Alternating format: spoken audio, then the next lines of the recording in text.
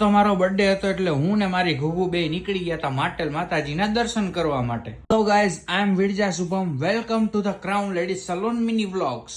અને મહિલાએ હેરકટની શરૂઆત કરી દીધી હતી અને બંને ક્લાયન્ટને કરવાનું હતું બટરફ્લાય લુક. આ છે ફર્સ્ટ ક્લાયન્ટનું ટ્રાન્સફોર્મેશન લુક. આ છે સેકન્ડ ક્લાયન્ટનું transformation look. And Mr. Virja Tejas is fire on the floor. And look at the transformation. It was very creative. હેલું ને પણ ઇંગ્લિશમાં મોરે જવા જ દેવો પડે કારણ કે ટ્રાન્સફોર્મેશન જ એવું કર્યું છે.